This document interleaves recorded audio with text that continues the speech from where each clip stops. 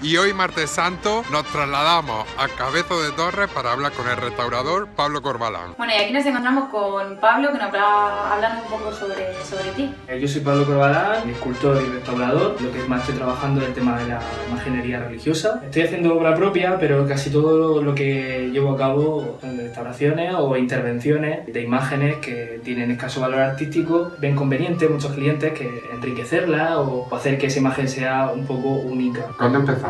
Empecé, aunque esto suena muy típico, cuando era muy pequeño. Recuerdo las clases típicas de plástica del colegio. Empezaba a modelar, empezaba a hacer cosas de imágenes de santos y de vírgenes y Cristo. Me gustaba mucho el tema de las miniaturas. Y cuando vi que podía aunar esas dos cosas, podía aunar mi gusto por el tema religioso, en la obra religiosa, y el hacerla o llevarla a cabo, empecé un poco a encontrar ahí mi sino en la vida, ¿no? Y todos mis estudios que vinieron posteriormente fueron enfocados a eso. Hice el bachiller de arte y luego ya empecé la licenciatura en Bellas Artes de la Universidad de Murcia.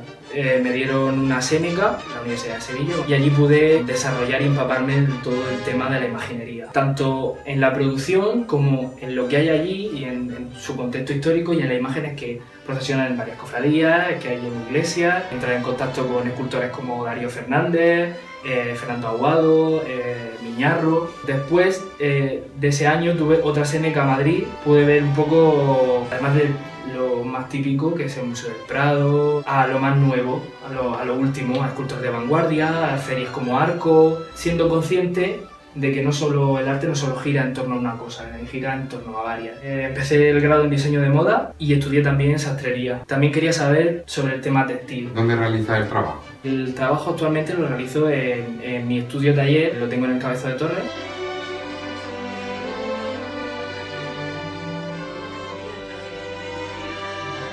¿Quiénes suelen ser los clientes? Pues hay de todo tipo, desde gente vinculada a cofradías y al tema de la Semana Santa, como también sacerdotes. Y luego también hay gente que carga un busto de algún familiar o cosas por el estilo. ¿Y todas tus restauraciones han sido de obra contemporánea?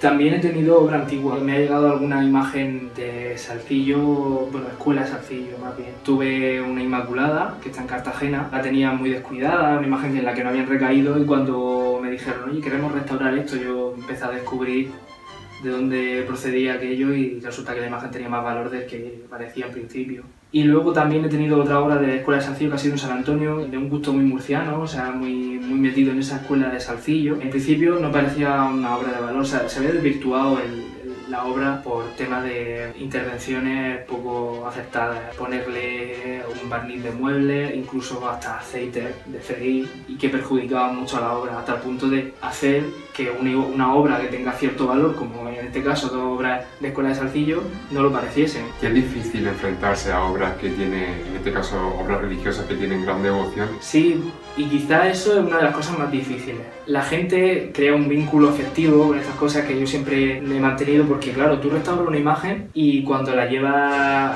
por ejemplo, a la iglesia, pues la gente tiene su gesto de cariño de ir a besar el pie de la imagen o besar la mano, y hay gente que incluso me dice, ¿por qué no les dices nada? La finalidad de esas imágenes es precisamente crear devoción. Es una responsabilidad muy grande.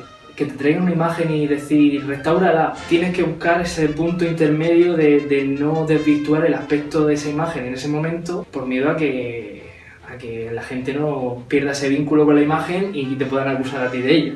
Y dentro de Murcia, ¿dónde podemos ver obra tuya restaurada? La parroquia de Nuestra Señora Lágrimas de Llano de Brujas tiene una Inmaculada que restauré yo. De Santa Cruz también tiene varias imágenes, la parroquia de Santa Cruz, Cristo de la Expiración. El Raal, la parroquia de Nuestra Señora de los Dolores, también tiene obra que he restaurado. Luego tengo también algunas restauraciones en Santo Domingo, en Mula, en Sucina. Tuve que intervenir el trono de la imagen, restauré el trono. También restauré unas cosillas, unos desperfectos que se habían ocasionado en la peana de la Virgen del Rosario, que es una obra de Roque López. Hay también varias imágenes que tuve que restaurar, una Virgen del Carmen, un San Antonio, y luego también aquí el Cabezo de Torres, la obra de San Juan.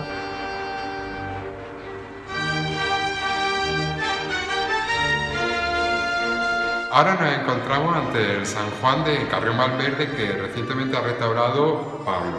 A ver, Pablo, cuéntanos cuál ha sido tu intervención en esta obra. Una subsanación de todos los problemas, sobre todo estructurales, que tenía la imagen. Tratarse de una imagen procesional, pues tenía problemas en la peana y en varios de los tableros que configuran la talla de madera. Todas esas tensiones a las que ha estado sometida la imagen han hecho que tuviese unas señales evidentes de un deterioro muy claro. En primer lugar consistió en consolidar todo ese tema de estructura y posteriormente ya intervenir con el tema de la limpieza, primeramente física, para retirar todos los restos de polvo, humo, etc. Y posteriormente ya una limpieza química para recuperar toda la policromía original. Varios de los tableros de la imagen estaban afectados, como era el caso de esta parte de aquí, donde se podía observar, se podía ver una grieta muy vistosa por la parte en la que está situada. Estaba causando un peligro muy importante al tema de la mano, porque a la hora de moverlo la gente tiende a sujetar la imagen desde aquí. Luego todo el tema de la peana, que estaba totalmente agrietada, y después tuve que ir poquito a poco mirando y analizando todas las grietas que habían salido en la madera. Por ejemplo, aquí había una grieta, aquí había otra, es decir, todas las grietas de los tableros se habían abierto. Hay que encolarlo para que eso vuelva a unirse, vuelva a coger esa solidez, y luego espigando, es decir, metiendo tubos o tubillones de madera que hagan que esos tableros no vuelvan a separarse. Son zonas muy discretas para que no cambien el aspecto original de la obra. Si hay que espigar aquí, pues buscar algún pliegue donde tenga poquita policromía, donde puedas perjudicar poco la imagen. La limpieza ha sido lo más costoso. Presentaba varios repintes en la obra de intervenciones anteriores, tanto en los adornos como en la peana. Es plata corlada. Este tono, por ejemplo, casi cobrizo de la peana, yo creo que es único aquí en Murcia. Creo que el San Antolín de la propia parroquia de San Antolín de Murcia lo lleva, y nada más. Llevaba restos de grapas, clavos, por intervención de los floristas del pueblo, que devotamente pues quiere hacer ese tipo de cosas, pero que al final perjudica también a la obra. ¿Cuánto tiempo te ha llevado hacer? 8 meses y medio. ¿Y cómo llegó esta escultura a ti? Pues en principio fue por una recomendación que hizo el párroco del pueblo a la cofradía, y la cofradía entró en contacto conmigo. Pues se sorprendieron bastante al ver que tenía conocimiento ya sobre el autor y sobre la obra. Eso les dio cierta seguridad y ya pues acabó siendo fructífera, ¿no? el proyecto de restauración.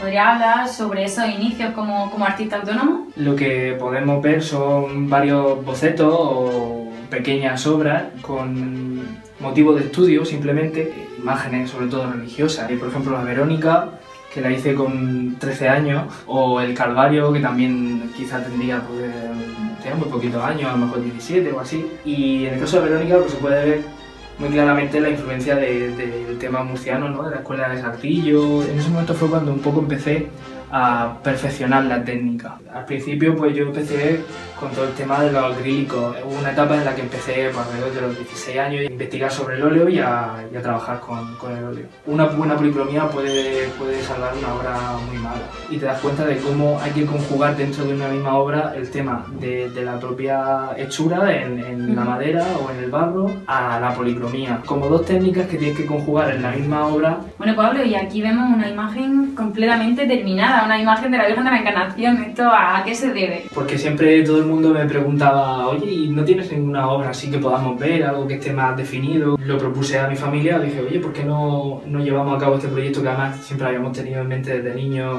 Y dijimos, oye, pues vamos a hacer la Virgen de la Encarnación. La intención era que fuese una obra totalmente digna y que representase bien todo aquello que teníamos en mente. Hice varios bocetos, empecé a definir el tema del movimiento, el giro que quería que tuviese. La confección en sí es muy murciana, es muy típica de Murcia, ¿no? En la Virgen sobre nube vemos ejemplos como la Fuensanta, que es un paradigmático, pero siempre buscando de alguna manera un estilo propio, que de alguna manera también se pueda ver en la obra que tiene referentes, que no has perdido esos referentes, que además son muy propios porque son del lugar donde tú has nacido, pero que puedes desarrollarlo y puedes crear aspectos propios.